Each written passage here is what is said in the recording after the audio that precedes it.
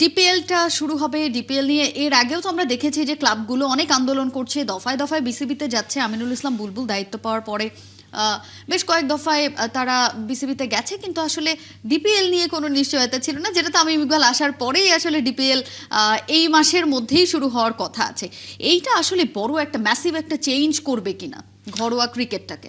আপনি যেটা বললেন সেটা অত্যন্ত গুরুত্বপূর্ণ। বাংলাদেশ ক্রিকেটটা দাঁড়িয়ে আছে আসলে ঢাকার ক্রিকেট যেটা রয়েছে সেই ঢাকা ক্রিকেটের উপর বেজ করে, এবং আজ এই পর্যন্ত যে এসেছে সেটা কিন্তু ঢাকার ক্রিকেট বেজ করে। কারণ হচ্ছে এই ক্লাব ক্রিকেট না থাকলে ডিভিশন বা জেলা পর্যায়ে কোনো লিগ তেমন কিন্তু হয় না। যেগুলি হয় সেগুলি কিন্তু অনেক নিচু মানের বা কখনো কখনো হয়, নিয়মিত হয় না। সেই সব জায়গা থেকে আসলে ক্রিকেটার উঠে আসে না। যদিও অনেকে বলবেন যে ঢাকা প্রিমিয়ার লিগ কিংবা ঢাকা লিগ কখনো ক্রিকেটার তৈরি করেনি, তাদের জ্ঞাতার্থে আমি বলতে পারি যে ঢাকার লিগ বা যে কোনো কম্পিটিটিভ টুর্নামেন্ট বা লিগ যেটা হয় সেটা যদি না থাকে তাহলে খেলা হবে না। কারণ আপনারও এটা মঞ্চ, যে মঞ্চ হলে আপনি বিভিন্ন জায়গা থেকে আসবেন, এসে এখানে প্রুফ করবেন এবং নিজেকে উন্নতির দিকে নিয়ে যাবেন, যেটা গত 6 মাসে করতে পারেননি আমিনুল ইসলাম বুলবুল বা তার কমিটি। কেন করতে পারেননি?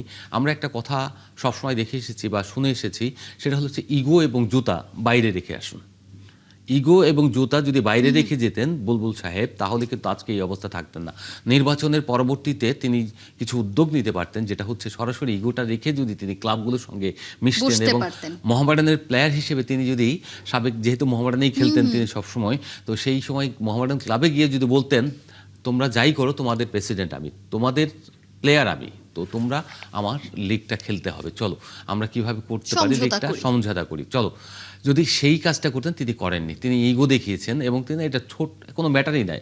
এই মিঠুন যেটা আপনার দেখলেন, মিঠুন তো কোয়াবের সভাপতি, তিনি যখন বলেছেন যে চল এটা একটা সমাধান করতে হবে, তিনি কোনো পাত্তা দিতে চাননি। প্রথমে মিঠুনের সঙ্গে তার আচরণ ছিল স্বাভাবিক না, অস্বাভাবিক ছিল এবং এগ্রেসিভ।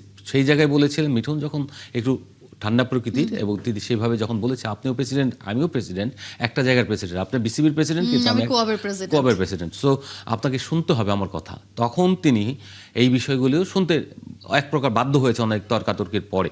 সেই বাধ্য হওয়ার পরে তখন বলেছে যে না, এটা সিলি অফ ম্যাটার, এগুলো আমার দায়িত্ব না। তিনি যখন বলেন যে প্রেসিডেন্ট হয়ে বিং এ প্রেসিডেন্ট, ক্লাবগুলো ম্যানেজ করা কিংবা তাদেরকে খেলতে রাজি করা এটা আমার দায়িত্ব না, কার দায়িত্ব?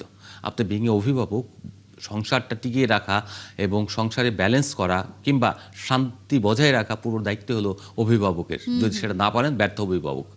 আমিনুল ইসলাম বুলবুল সেই দিক থেকে পুরোপুরি ব্যর্থ। তিনি যে অনেক কিছু দেখবেন 300-এর মধ্যে আঞ্চলিক ক্রিকেট সংস্থার একটা কমিটি গঠন করেছে অলরেডি, আমরা চিটাগংয়ে দেখেছি। দুঃখজনক হলো উনি যে আইওয়াশ করতে গিয়েছেন, আমরা জানি না, মানুষের বিস্তৃত জাতি, আমরা সব কিছু তার খুব দ্রুত ভুলে যাই।